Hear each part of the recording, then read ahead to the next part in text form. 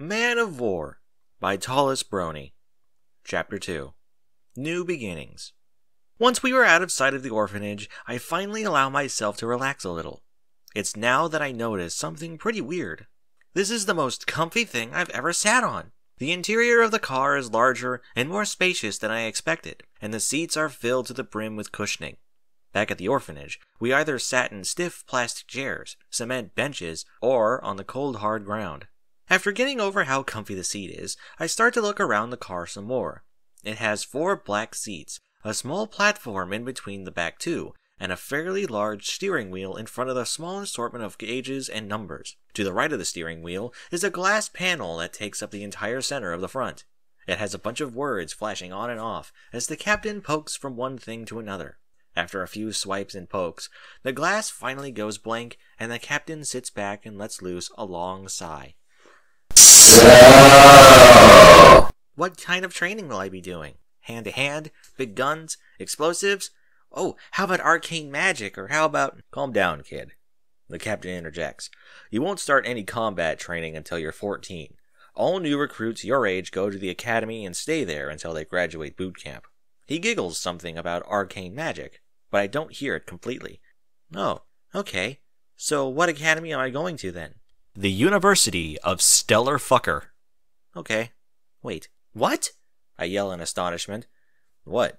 I'm going to USF? The most prestigious school in the city? The one school that's in the same building as the Parliament? That school? Yeah. Is there something wrong with going to that school? Would you rather go somewhere else? The captain asks as he looks back to me. Well, duh, I would want to go somewhere else, I scream at him. I can't read, I can't write, not to mention I'm nowhere near old enough to go to a college. Why would you think I would be able to go to a school for the most gifted people in all of Teradisia? Apparently I said something funny, because both the captain and the driver have started laughing. It was the name of this stupid fucking planet. Teradisia. Wow, kid, laughed the driver. High expectations, huh? He chimes, as he continues to giggle at me. Oh, someone went to USOD, replies the captain. This is followed by even more laughter. I don't see what's so funny, I say, as I cross my arms and glare at the back of the captain's head. Oh, now don't pout, little guy, said the captain, which earns him even more glares. First off, you'll be taught to read and write, so don't worry about that. Secondly, the college is open to anyone of any age, as long as you're smart enough or with the military. And lastly, the military has worked out a deal with the school so that all cadets go there. So there aren't any alternatives. After taking a few moments to accept my fate, I simply mutter, I'm not little. Are you smaller than me? Are you smaller than me? Asks the captain teasingly. Well, yeah, but then quit your worrying, Squirt, and just enjoy the ride, beams the captain. I don't like this guy. For the rest of the trip, I spend my time silently enjoying the comfort of my seat. I'm on the verge of sleep when the car comes to a stop. After unbuckling himself, the captain turns to me and says, Hey, Squirt, we're here. Yeah, I don't like this guy. You've told us that. As I unbuckle and let myself out of the car, I notice something odd about this area. Everything is very clean. The windows, the floors, the buildings, even the people are really clean. Being around this much cleanliness is starting to make me feel self-conscious about myself. So as soon as the captain and driver start moving towards the building, I make sure to stick as close as possible. Walking up to the Parliament Congressional Hall is pretty intimidating. As I try to look up at the top, I feel as if the building is looming over me, as if it's about to topple over and crush everything unfortunate enough to be underneath it. As I continue to walk with my attention upwards, I suddenly bump right into something, and am sent straight to my backside. After a few dizzying seconds, I look up to see what I bumped into. Standing in front of me is a man wearing a light gray business suit and a red tie. He has long blonde hair tied behind him in a ponytail, a really narrow face. He's pretty scrawny overall, actually, and pale white skin. But the thing I notice the most are his crimson red eyes. They seem to bore right into me, searing with so much wrath. As I stand to my feet, he promptly snaps at me. Look where you're going, you little brat. I quickly reply with a generous, Why don't you watch where you're going, asshole? He doesn't seem to appreciate this. He raises his hand and is about to bring it across my face, when another hand catches it mid-flight. The man looks behind to find the captain holding his arm. Before he can say a single word, the captain twists his arm and pins him in an arm lock. Now, Don't you think you're overreacting just a little bit? He says teasingly, as he adds pressure. So, Surins, are you seriously going to defend this slum? Ah! He rasps back, only to be twisted a little more. The captain continues to hold the stranger, and begins to whisper stuff into his ear. I try to creep closer to hear, but the driver grabs my shoulder and holds me back. Meanwhile, the emotion on the stranger's face goes from anger to confusion, and then to a lesser anger. Once done, the captain releases the stranger and pushes him away. Now free, the stranger takes a moment to collect himself before leaving, shooting dirty looks my way. While glaring back at him, I can't help but wonder what it is the captain said to him. What could be so important? Ow! What was that for? I demand while rubbing the back of my head. That's for cussing. Now, unless you plan on aggravating any other people, I suggest we get going, he replies, while giving me a very stern look. I want to argue with him, but that look he's giving. I don't think I'll be able to win any argument with a man that can give that kind of look, so I make my way through the entrance of the building. I'm not going to actually describe how he looks, so, just use your imagination. As we enter through the spinning doors, I get a lot of the same feelings that I got from the outside. Everything is really clean. Polished floors, bright shining lights, even the trash cans are sparkly. In the center of the room are 4 walls standing end to end. These walls each have rows of curved indentations along them, with metallic platforms at the bottom. The platforms seem to be a meter wide and have strange markings going around the edges. As I look, I notice some lady walk onto one of them. She stands there for a moment, then in a bright flash, she's gone. Astonished, I begin looking around for answers, only to notice that these platforms cover almost every part of every wall. They're called micro-platforms, says the captain. They are used to teleport people from one floor to another. Is there one for every floor? I ask in astonishment. Ha! No way. There would have to be some 200 platforms. No, they go to every 10 stories, and from there you either take the stairs or an elevator, answers the captain as he scans from one side of the room to the other. Now which one was... Oh, there it is, he says, and begins to walk to the center of the left wall. As we make our way, I notice that inside of each indentation is an etching. We stop in front of the platform that has an etching of a bar of soap and bubbles. I look at the captain, who gestures for me to go onto the platform. I gulp as I take my place, not sure of what to expect. I get to the center and turn to the captain, expecting at any second to suddenly disappear. After what feels like an eternity, I begin to wonder if there's something I'm supposed to do to activate the platform, only to have my train of thought interrupted by a bright white flash. After rubbing my eyes for a few seconds, I finally regain my vision and begin to take in my surroundings. I'm in what looks like a small waiting room. The walls are painted light blue with white trim, and directly to my left and right are rows of metallic seats. A few meters in front of me is a white counter with a light gray top. To the left and right of the counter are hallways that lead to rows of doors with numbers on them. Above each hallway is a strange symbol. The one on the left is a blue circle with an arrow pointing up and to the right, and the one on the right is a pink circle with a plus sign attached to the bottom. If you don't mind, could you please step off the platform and take a seat? Says a pale blonde woman from behind the counter. I wonder how I failed to notice her right away. Whatever. I step off the platform and take the seat directly to my right. A few seconds later, a white flash appears and the captain walks out, followed by another flash and the driver. The pair walk straight to the lady and they begin talking with her. From where I'm sitting, I can't hear what they're saying, so I decide to walk up to them. Okay, just sign off here and we'll be set, says the lady, handing Captain Bellum a tablet. She glances between me and the captain before looking back down to her work, smiling slightly. After signing the tablet, he looks to the driver, who smiles and nods, then looks down at me. So, Miles Tailsbrower, before we get you set for school, you need a good wash. Just head into the boys' chamber and go to room 101 and get washed up. Oh, he makes some marks on the tablet and shows it to me. And this is what a 101 looks like.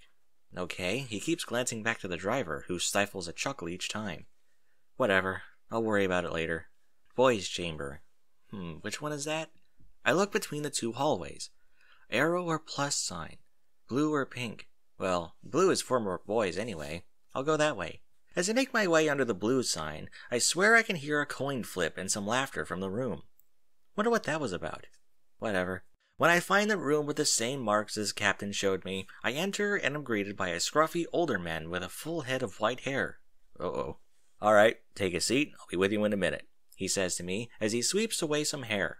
He's wearing a white button-up shirt, black pants, and thick square glasses on his wrinkly face. I don't think I'm in the right room, I say as I back away slowly. Room 101? Washroom? He asks. Yeah, you're in the right room. Start with a trim, then a shower. Now just hang tight and I'll get you when I get to you. He replies sternly before disappearing behind a door. The room I'm in is square, with white walls and white tile flooring. There are 2 doors in the room, one behind me and one to the left on the other side of the room. A large mirror takes up the wall to the right of the other door, with a long white counter beneath it. 3 barber chairs are set next to each other in front of the counter. Alright, take a seat and we'll get started, the barber says as he re-enters the room with an assortment of scissors and clippers. I make my way to the center chair and take a seat. Once seated, the barber pumps the chair up and spins me around so I'm facing the mirror. I've never really looked at myself before, and being face to face with myself for the first time makes me realize something. I am dirty. I have medium-length black hair that goes down to just above my shoulders. Most of it is matted together and dusty beyond belief. My skin's a light tan and is covered in dust and grime. I'm fairly scrawny. Any weight I do have is all in muscle, thanks to the constant fighting and running around at the orphanage. Another thing I never noticed is my eyes. They're light brown and seem to shine through the dirt and filth. As the barber gets started, he takes the scissors and begins cutting the matted lumps out of my hair. He's not really trying to make even cuts, just to get the lumps out. Whatever, I don't really mind short hair. Once he gets all the matted parts out, he moves to the counter and switches to some clippers. Hey, how short does it have to be? I ask, as I glance between him and the clippers. I don't really care about style, I just want to keep as much as possible. The barber looks down at me and says, Don't worry, I'm just going to bring it down to even it out. He moves behind me and starts the clippers. He brings it to my forehead, then pulls it to the back of my head, leaving a bald trail behind.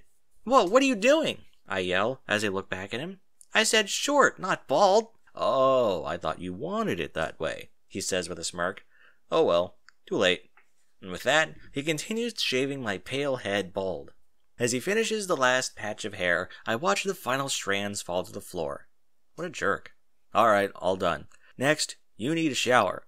I swear, you smell like barf and late-night surprise stew. Whoa, I do reek. Just head through that door, down the hall, and it'll be the first door to the left. There are new clothes for you in there as well. What kind of clothes will I be getting? I ask. He looks back to me and gives me an annoyed look. Well, get going and you'll find out, now won't you? He says as he lowers the chair. I don't like this guy. He's almost as big as a jerk as the suit. I get up and make my way through the door and down the hall, rubbing my pale head all the way. I go through the first door to the left and enter the shower room. It's a long, narrow room with small blue and white tiles, light blue walls, and rows of shower heads on the left and right walls. The lights go down the center of the ceiling and give a small buzz. Underneath each shower head are 2 clear knobs. 2 knobs. What does the second one do? I look around, and in the corner to my right is a small stool with a pile of clothes and a towel. Well, there's no one else here, so I guess these are mine now. I take my place in front of the shower closest to the stool and begin to undress. Throwing my clothes on the floor next to the stool, I turn to the shower. Which one is the water? The one on the left has a symbol I've never seen before, while the one on the right looks familiar. I'll take the one that's familiar, give it a twist, and success! Water! After about 5 minutes of washing, I turn the water off and head to the stool. After drying myself with a fluffy white towel, I begin to get dressed with my new clothes. I have a light green button-up t-shirt, dark green pants, black shoes and socks, and a belt. I put everything on except the shoes. Looking at them, I realize I don't know how to tie them, so I figure I'll ask the captain. With my new shoes in one hand and my old clothes in the other, I leave the shower room. As soon as I get out of the door, I'm greeted by the captain and the driver. Who the fuck is this driver, man? How long were you... Alright, first off, you need a tuck in that shirt. Okay, but also your belt needs to be in the center. Fine, but can... Oh, and give me your old clothes. You won't need them anymore. After a few seconds of trying to understand what needs to happen, I reluctantly hand him my old clothes, tuck in my shirt, and center my belt. The captain passes my old clothes to the driver, then watches me correct my uniform. Once I'm done, he gets down to one knee and adds his own touches. The buttons should line up with the belt and the zipper, he says quietly. He had a distant look on his face. as if something important was on his mind. Now let's put your shoes on. I have no idea what made him so serious all of a sudden, but I ignore it for now and slide my feet into the shoes. I don't know how to tie these. Can you show me? I ask timidly. I don't know what it is about the captain, but being face to face with him is making me nervous. He gives a small smile and takes the laces of my left shoe. First, you take one lace in each hand, then cross them, go under, loop it, swoop it, and pull. And your shoes are looking cool, he says as he ties my shoe. Now you try. I go through the steps he told me at a slower pace, but finish with the same results. Good job, he says as he puts a hand on my shoulder. The instant he makes contact, he loses his smile and looks at me with concern. Miles, why are you so cold? What? I did just come out of the shower, I reply, only to get laughed at by the driver. Sucerans, he manages between chuckles. Sucerans just glares at him as he digs into his pocket.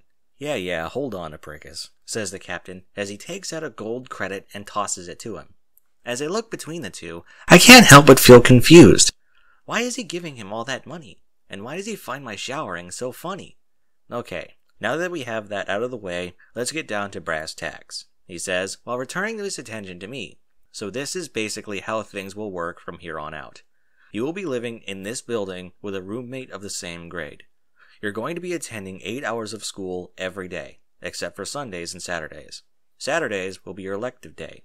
I'll explain what that is later. And Sundays, you get off. The school will provide breakfast and dinner for you, but lunch is something you must get on your own. You will receive a weekly allowance of 7 silver credits, but if your grades drop, so does your allowance. I'll drop by from time to time to check in on you, but for the most part, it's up to you to make it here. Think you can handle it? Okay, this is a lot to take in. First off, fuck yeah, I didn't know I was going to be paid for doing this. Jack fucking pot. But that's only if I can get good grades. So I guess I'll have to really study if I want to make some decent money here. I might be screwed there, but it won't matter too much, because I'm already getting free food in a room with only one other person. I look to the captain and reply, get along with at least one person, try hard to get good grades, and buy lunch. I think I can manage that. This must make him happy, because he grows a pretty big smile and pats my back before standing back up. Never had my back patted before. Feels kinda weird.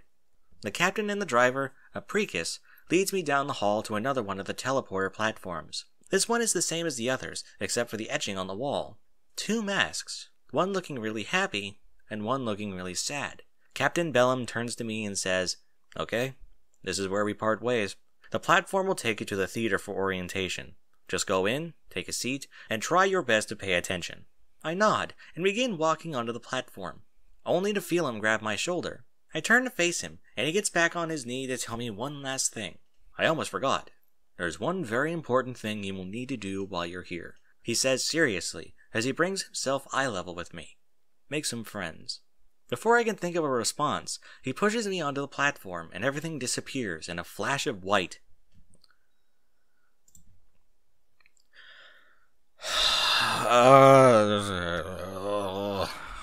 I don't like it. Nope, I don't